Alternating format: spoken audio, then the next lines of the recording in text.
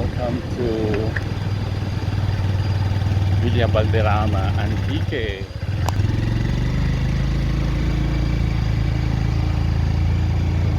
Ano mga puno to? Mahogany. Mahogany. So man-made ito, no? Man-made forest ng mahogany. Sobrang lamig. Malamig. So bakit tayo sa mountain resort? Okay, no?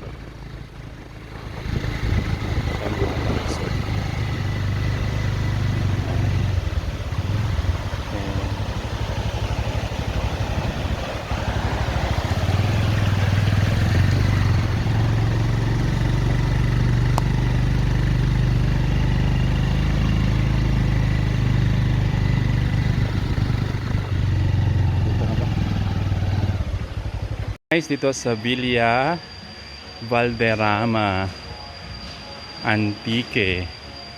Ayan. Ito ay isang mountain resort. Ayan. Napaliligiran tayo ng mga kapunuan. Ito daw ay mga mahogany. So man-made forest ito. Hindi ko alam kung kailan ito, ilang taon na ito dito sa area na to, pero napaka lamig at yung narinig ninyo ay mga kuliglig. So it's around 1 o'clock in the afternoon na at ang lakas ng mga kuliglig. Ayan, ito yung kanilang mga transient houses o mga accommodation. Ayan. Tanong natin mamaya kung magkano kanilang rate dito overnight. And ito yung ating information office. So ito ay isang government owned mountain resort, you know, Municipality of Valderrama. Ayan, mountain resort. Ayan. Ganda ng kanilang ano, pakpaklawin. Look at that. Okay, I'll give you the 360 degrees view of mountain. Ganda, no?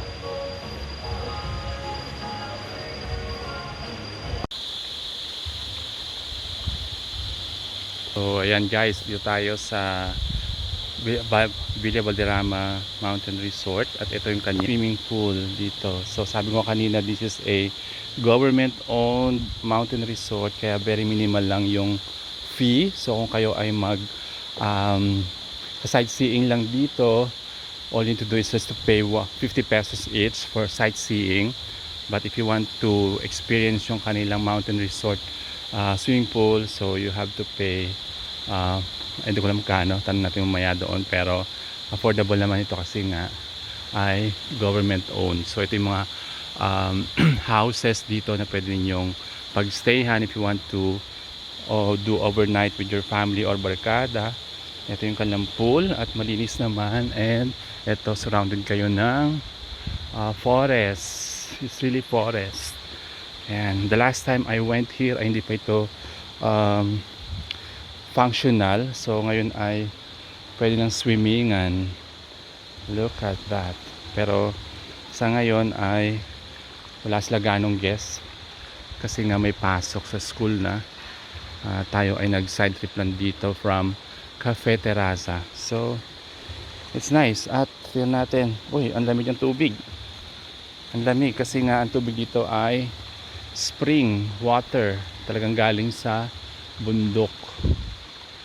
So guys, kung kayo ay pupunta dito sa Villa Valderrama, yan, dito lang yan sa Antique of course, at ito yung inyong ma-experience yung ibang vibe ng pag-swimming sa bundok na talaga namang spring water yung tubig niya, walang halong eme-eme ng chlorine. Look at that.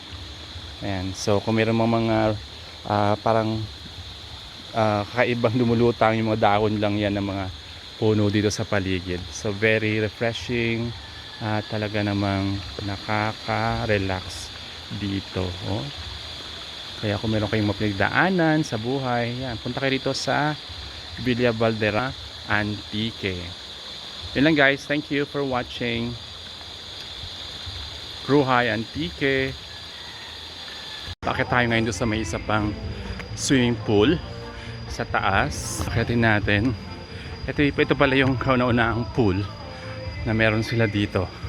The last time I went here, hindi pa nga siya functional.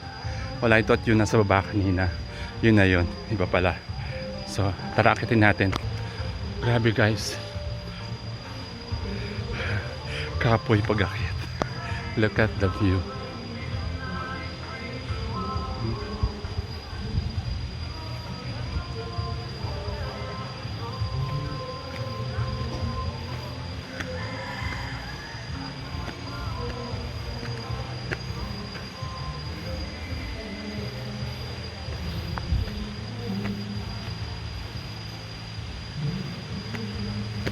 Ayan, dito tayo sa tuktok. Let's find out what's in there. Sobrang kapoy. Hingal ko ba? Ayan. Narating din natin sa wakas yung tuktok ng Villa Valderrama Mountain Resort. Ang guests tayo naabutan. Ito sila.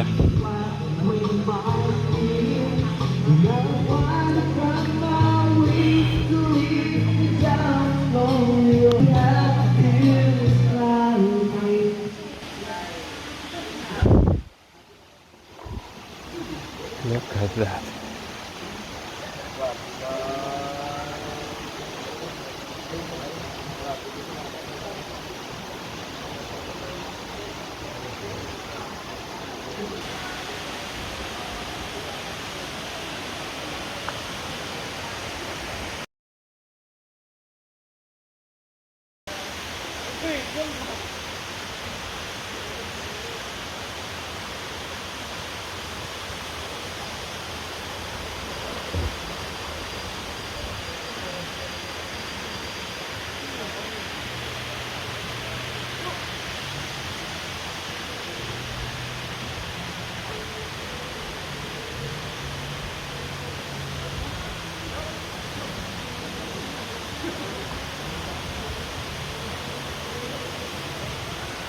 So yun guys, ito na yung old swimming pool dito sa Villa Valderrama Mountain Resort. Tingnan natin kung ano ang itsura dito. Let's find out guys. Yun.